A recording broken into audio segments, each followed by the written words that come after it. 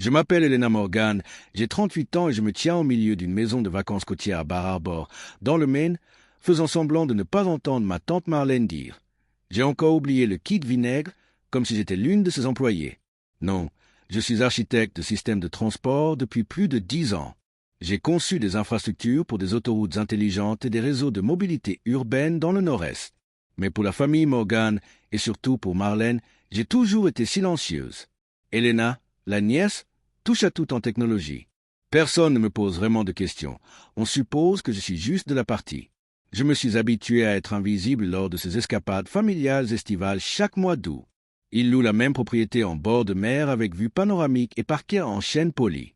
Un charme nautique qui crie la richesse générationnelle. J'arrive le sourire aux lèvres, essayant de ne pas broncher lorsqu'ils oublient encore que je suis végane, que j'ai déjà préparé le plateau de charcuterie ou que j'existe. Mais cet été est différent, car je ne suis plus une simple cliente. C'est grâce à moi que le processus de réservation a changé. C'est moi qui ai approuvé les options de restauration sur mesure. C'est moi qui ai discrètement mis fin au privilège de la famille Morgan, car je suis propriétaire de cet endroit. Mais ils ne le savent pas encore. Revenons en arrière. Je suis marié à Jonathan depuis 12 ans. C'est un biologiste marin à la voix douce, d'une gentillesse remarquable, mais il n'a jamais trouvé le courage de tenir tête à sa famille élargie. Pas quand ils m'ont tendu le balai après le dîner. Pas quand ils m'ont traité d'humble. Pas même quand Marlène m'a présenté à ses amis du Yacht Club comme étant la femme de John, qui code ou quelque chose comme ça. Ça a été douloureux, surtout que je finançais mes études, que je construisais mon portefeuille de toutes pièces et que je commençais à investir tout en remboursant mes cartes de crédit. Je suis resté concentré. Il y a 7 ans, j'ai commencé à acquérir des parts dans des sociétés hôtelières par le biais d'une fiducie discrète. La plupart étaient des décisions d'affaires. Mais lorsqu'Ickshore Retrea, le refuge d'été préféré, a été mis en vente l'année dernière, je n'ai pas sourcillé. Je l'ai acheté. Ça a coûté une fortune. J'ai dépensé presque tout mon argent pour le faire, mais je savais que le retour sur investissement à long terme était solide. Pendant que nous nous pavanions tous, vêtus de lin sur mesure et de soie française, sirotant du chardonnay frais et discutant de la meilleure Lucide Air 2025 par rapport à la nouvelle Tesla, le cousin de Jonathan m'a tapoté le bras et m'a demandé si je pouvais faire le diable et aller chercher d'autres serviettes à cocktail à la cuisine. Je n'avais pas prévu d'y aller, mais j'y suis allé quand même parce que je n'ai rien à prouver. Pas ce soir. Demain, lors du vin d'honneur, le directeur du complexe lèvera son verre et mentionnera nonchalamment que Ickshore Retrea a un nouvel actionnaire majoritaire. Lorsqu'ils demanderont qui c'est, il se tournera vers moi. Le visage d'Arlène vaut chaque centime. Ce soir-là, après le dîner de bienvenue, je me suis assis seul sur notre balcon décoré de bonbons, regardant le clair de lune glisser sur l'Atlantique. Près du feu, le reste de la famille faisait griller des marshmallows, buvait du vin et riait comme dans un magazine de mode de vie côtier. Je les entendais. Je n'étais juste pas des leurs. Pas vraiment. Dès le jour où j'ai épousé Jonathan, il était clair que je la mettais mal à l'aise. Pas ouvertement. Pas de porte claquée ni d'insultes directes, juste des affronts subtils comme la voix trop mielleuse de Marlène lorsqu'elle me demandait où j'avais acheté mes chaussures, sa robustesse, ou son mince sourire lorsque j'expliquais un détail technique, ou encore la fois où elle a murmuré quelque chose à Jonathan juste assez fort pour que je l'entende. Elle est gentille, mais pas vraiment sophistiquée, n'est-ce pas? Jonathan ne l'a jamais contesté. Il m'a juste serré la main et a murmuré. Elle veut bien faire. Quand nous nous sommes mariés, j'ai fait tout mon possible pour l'aider. J'ai organisé Noël et apporté des cadeaux. J'ai aidé à planifier toutes les vacances. Une année, j'ai passé des semaines à organiser le pot de départ à la retraite de son père. Le lieu, le repas, tout. La sœur de Jonathan s'est levée pour me remercier. Il a énuméré tous ceux qui avaient aidé leur conjoint, même la fleuriste. Elle ne m'a pas mentionné. Jonathan s'est penché, m'a embrassé sur la joue et a murmuré. « Tu sais, tu as fait la plupart du travail toi-même. » Mais il n'a jamais rien dit à personne. C'était toujours comme ça. Une semaine avant notre 3e anniversaire, sa cousine Camille m'a prise à part après le dîner et m'a dit « C'est impressionnant que tu aies tenu si longtemps. La plupart des gens qui se marient dans notre famille disparaissent. » Elle a souri comme si elle m'avait complimenté. Je lui ai souri en retour. Le soir, j'ai pleuré sous la douche. L'eau était ouverte à plein régime pour que Jonathan ne m'entende pas. Finalement, j'ai abandonné. Je me suis concentré sur le travail, sur la construction de quelque chose qui m'appartienne, quelque chose que je pouvais vraiment contrôler. Puis, discrètement et régulièrement, j'ai commencé à investir. J'ai sauté les vacances, travaillé 14 heures par jour, conduit la même voiture jusqu'à ce que le compteur atteigne les 200 000 kilomètres. Tout le monde pensait que je survivais à peine. sans se douter que je me constituais un trésor de guerre. L'été dernier, nous étions de retour ici, dans ce refuge côtier, avec la même brise salée, la même terrasse avec vue sur l'océan, et au dîner, l'oncle de Jonathan a plaisanté sur mon aptitude surprenante pour quelqu'un sans fond fiduciaire. Tout le monde a ri, même Jonathan. Je suis resté assis tranquillement et j'ai souri, les dents si serrées que je ne pouvais pas mâcher. Le lendemain soir, à travers les fines cloisons de notre suite, j'ai entendu la voix de Marlène au téléphone. Elle est inoffensive, gentille, mais elle ne sera jamais des nôtres. On sentait bien que quelque chose s'était brisé en moi dans les acquisitions d'hôtels. 4 mois plus tard, j'ai fait une offre pour Rickshore. Il ne sait rien, ni Jonathan, ni Marlène, personne. L'affaire a été conclue sous l'égide d'une holding, Clear Piney Hospitality Group. J'ai tout gardé secret, même gérant, rénovation discrète, nouvelle politique de réservation. Mais demain soir, au sommet annuel des propriétaires, mon nom sera révélé et ils le sauront tous. Les réductions Morgan Legacy ont disparu.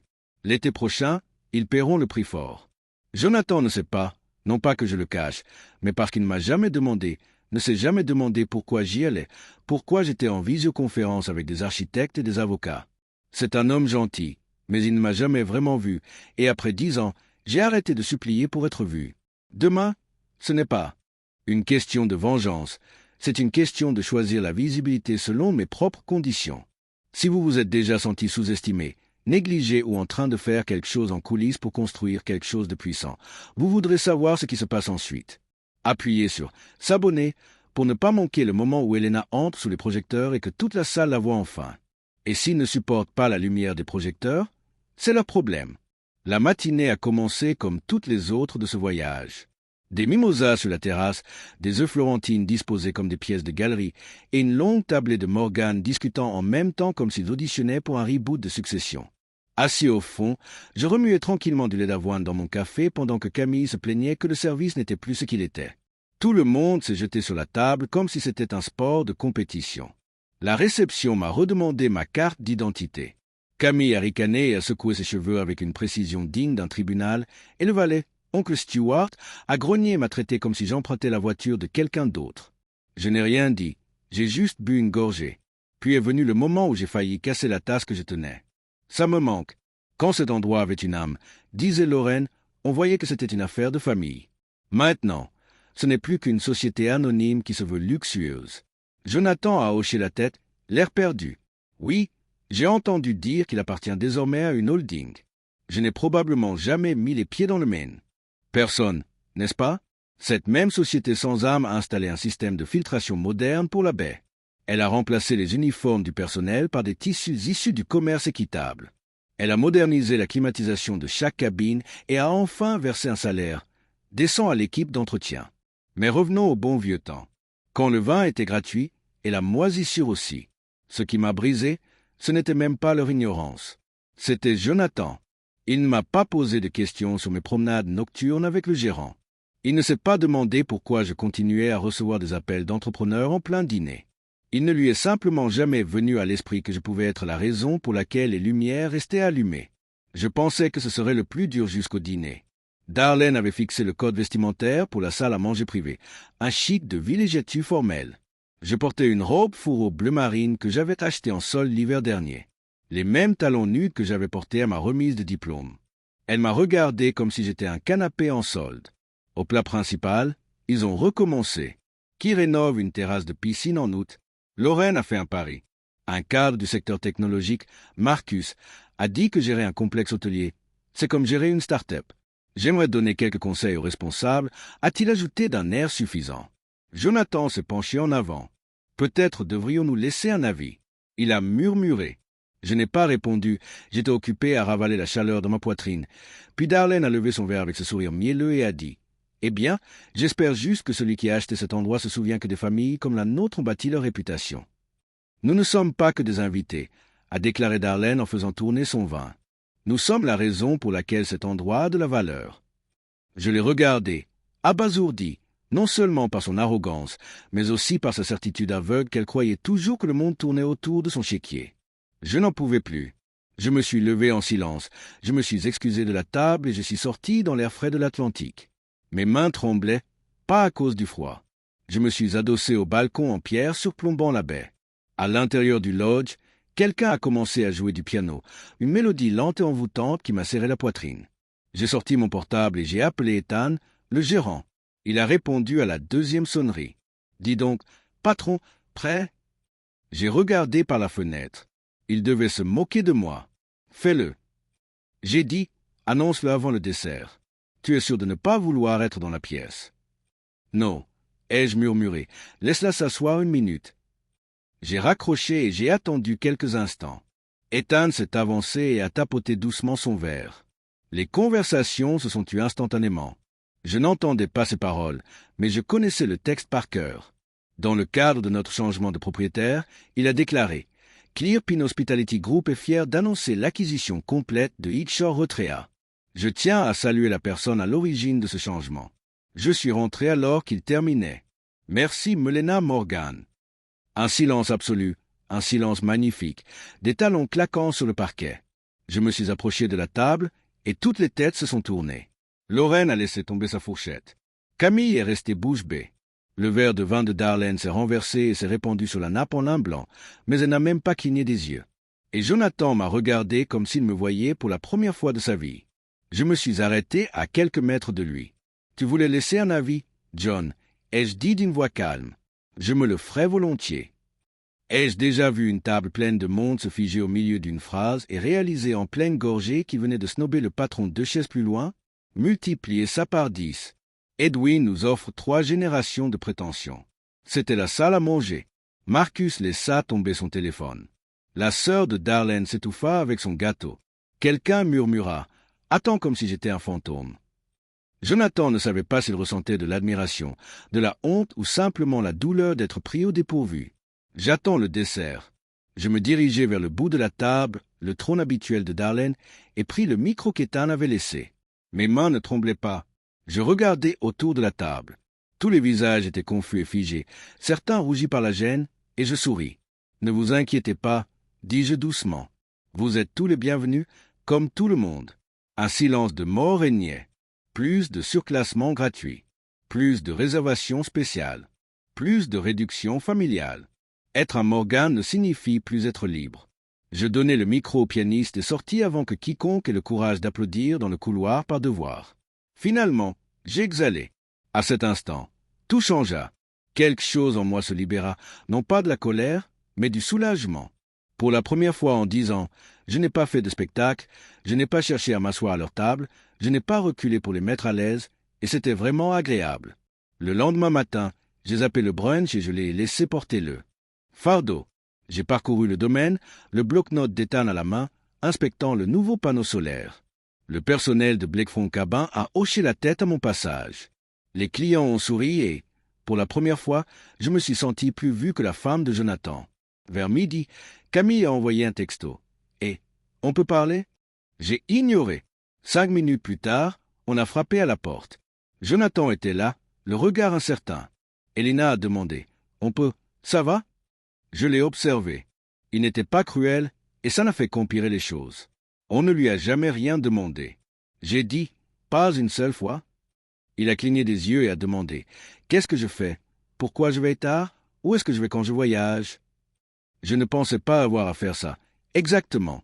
Je n'ai pas pleuré. Je n'ai pas élevé la voix. J'ai laissé parler le silence jusqu'à ce qu'il se retourne et s'éloigne discrètement. Ce soir, c'était l'apéro pour les habitués. J'ai failli annuler, mais ce n'était pas nécessaire. Je l'utilisais à d'autres fins. La salle scintillait de marques de créateurs et murmurait des spéculations. J'ai attendu la vingtaine, puis je me suis avancé. « Bonsoir » ai-je dit au micro. Certains d'entre vous me connaissent déjà, d'autres le croyaient. Un rire poli, des yeux inquiets. J'ai cliqué sur la diapositive suivante, une vue aérienne de la future extension de Igor. Nous allons ajouter de nouveaux chalets écologiques, un spa bien-être et un quai pour un programme communautaire de kayak. Tout cela est rendu possible grâce à une nouvelle initiative. J'ai interrompu le Morgan Women's Fund pour organiser une rénovation à ma façon. La mère de Jonathan a haussé les épaules en voyant Morgan. Elle a probablement supposé que c'était un fier héritage familial. Je me suis tourné vers elle et l'ai regardée droit dans les yeux. L'établissement porte le nom de ma mère. J'ai dit Cecilia Morgan. Elle a fait le ménage dans des motels sur la côte de l'Oregon pendant 16 ans. Elle m'a élevé seul. Elle m'a appris que le respect se mérite Il ne s'irrite pas. Le sourire de Marlin s'est évanoui comme un rideau qui tombe. Puis le rebondissement est arrivé. Je suis passé à la dernière diapositive. J'ai aussi ajouté nonchalamment: à partir de la saison prochaine, nous allons examiner tous les partenariats de location de vacances à long terme, en particulier les beaux familiaux. Inutile d'entrer dans les détails. Ils savaient tous que l'oncle de Jonathan possédait 2 chalets pour tourtereaux. Camille en avait un au nom de son mari.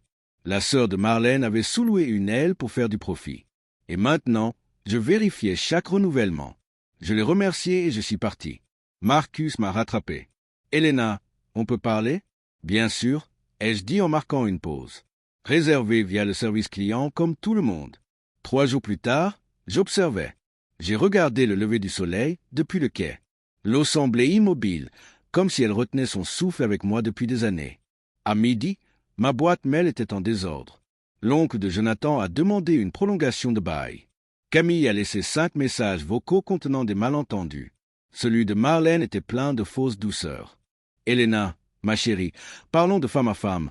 La même femme qui m'avait dit un jour: les ingénieurs ont tendance à se relâcher. Et peut-être devrais-je corriger ça. Je n'étais pas en colère, j'étais précis. À la fin de la semaine, mon équipe juridique a majoré chaque bail. Camille avait gagné plus de 40 000 $ en sous-louant son chalet familial. Nous n'avons pas couru après l'argent. Nous avons envoyé les documents fiscaux à l'État. Elle a reçu son contrôle fiscal. Je lui ai envoyé le nom d'un bon expert comptable. Le bail de l'oncle de Jonathan était résilié depuis longtemps. Je lui ai donné 30 jours, puis j'ai fait don du chalet à une association pour les anciens combattants handicapés. Ils ont emménagé début juillet, et Marla est arrivée à l'improviste. La panique de Pearl et son appel à l'intimité. Je l'ai laissé parler des apparences et de la réputation de Jonathan. Quand elle a eu terminé, je lui ai donné une enveloppe que j'avais préparée depuis des jours. Documentation des allégations de harcèlement de 3 anciens employés. Je m'étais déjà excusé et j'avais classé les dossiers. Mais si jamais elle se faisait passer pour une victime, le communiqué de presse était prêt. Elle est partie tremblante. Jonathan ne l'a jamais défendue. Il remettait tout en question, surtout lui-même. Nous avons eu des conversations difficiles. Il y a eu des larmes. Et finalement, je lui ai dit: je ne suis pas resté pour être accepté. J'espérais que tu me verrais. Mais maintenant, je me reconnais, ça suffit. Si vous avez déjà été sous-estimé ou vous êtes senti invisible, je vous vois partager votre histoire dans les commentaires. Si cela vous concerne, cliquez sur « S'abonner ». Pas seulement pour moi, mais pour tous ceux qui retiennent encore leur souffle en attendant d'être vus. Vous n'avez pas besoin de permission.